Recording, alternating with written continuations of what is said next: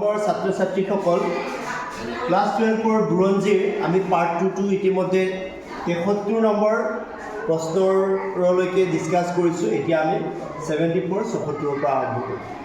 এতিয়া মই প্ৰশ্নসমূহ কৈ আছোঁ তোমালোকক যে আৰবী ভাষাত লিখা আল-বেৰুনীৰ কিতাপখনৰ নাম কি আছিল?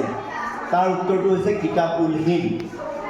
পিছৰ প্ৰশ্নটো হ'ল 75 নম্বৰ প্ৰশ্নটো হৈছে যে আল-বেৰুনীয়ে ক'ত জন্মগ্ৰহণ কৰিছিল? শুদ্ধ উত্তৰ হৈছে উজবেকিস্তানৰ খোৱাৰিজমত। ইবন বতুতা ভাৰতলৈ কেতিয়া আহিছিলে? 1332 খ্ৰীষ্টাব্দত আহিছিল। দিল্লীৰ কাজী বা বিচাৰক হিচাপে ইবন বতুতাক কোনে নিযুক্তি প্ৰদান কৰিছিলে? মহম্মদ বিন তুগলকে। ৰিলা নামৰ গ্ৰন্থখনৰ লেখক কোন? Ibn Battuta. বাৰ্নিয়াৰে লিখা কিতাপখনৰ নাম কি? Travels in the Mogul empire. Francis Buchanan কোন আছিলে? ফ্ৰান্সিছ বুকানন স্কটলেণ্ডৰ এজন ডাক্তৰ তথা প্ৰাণীবিদ যি ইষ্ট ইণ্ডিয়া কোম্পানীৰ লগত ভাৰতলৈ আহিছিল। উলেমাসকল কোন আছিলে? উলেমাসকল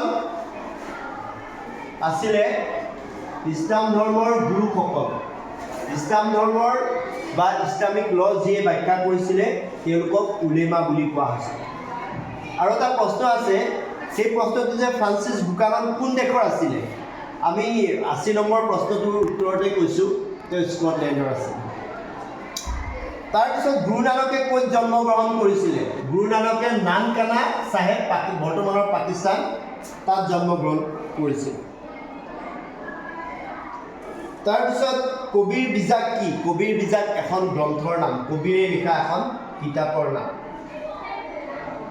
জিমি শব্দৰ অৰ্থ কি? জিমি শব্দৰ অৰ্থ হৈছে সুৰক্ষিত। ম্লেছসকল কোন আছিলে? শক জবন আদি প্ৰাচীন জাতিসমূহক ম্লেছ বুলি কোৱা হৈছিল। চিলচিলা শব্দৰ অৰ্থ কি? চুফীসকলৰ মতবাদসমূহ বা তেওঁলোকৰ যিবিলাক অৰ্ডাৰ সেইবিলাক 12টা ভাগত ভাগ হৈছিলে আৰু সেইবিলাকক চিলচিলা বুলি কোৱা হৈছিল। তাৰপিছত আহিলে অসমত বৈষ্ণৱ ধৰ্ম কোনে প্ৰচাৰ কৰিছিলে? অসমত বৈষ্ণৱ ধৰ্ম শংকৰদেৱে প্ৰচাৰ কৰিছিল। বিজয়নগৰ সাম্ৰাজ্য কোন চনত স্থাপন হৈছিলে? 1336 চনত।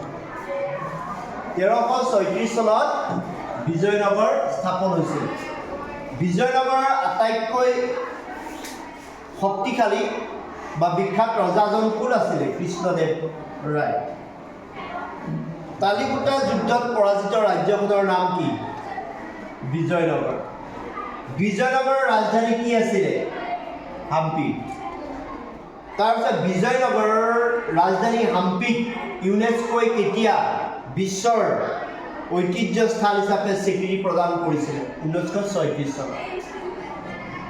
আইন-ই আকবৰী কোনে লিখিছিলে? আইন-ই আকবৰী আবুল ফজলে লিখিছিলে। তাৰপিছত তোমাৰ কি শব্দৰ পৰা মোগল শব্দৰ উৎপত্তি হৈছে? মোগল শব্দটো পাৰ্চী ভাষাৰ মংগল শব্দৰ পৰা উৎপত্তি হৈছে। তাৰপিছত মোগল সাম্ৰাজ্যৰ প্ৰতিষ্ঠাতা কোন আছিলে? বাবৰ। মোগল সাম্ৰাজ্যৰ আটাইতকৈ বিখ্যাত ৰজাজন কোন আছিলে? আকবৰ। আইন-ই আকবৰী কোনে ৰচনা কৰিছিলে? আবুল ফজলে। মোগল সাম্ৰাজ্য ধ্বংস কেতিয়া হৈছিলে? 1707 খ্ৰীষ্টাব্দত।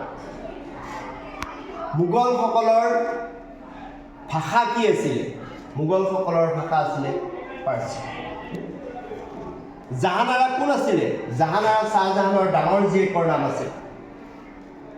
হিন্দু শব্দটো ক'ৰ পৰা উৎপত্তি হৈছে? হিন্দু শব্দটো সিন্ধু সভ্যতাৰ সিন্ধু শব্দৰ পৰা উৎপত্তি হৈছে। তাৰমানে সিন্ধু নদীৰ পৰা আমাৰ হিন্দু শব্দটো উৎপত্তি হৈছে।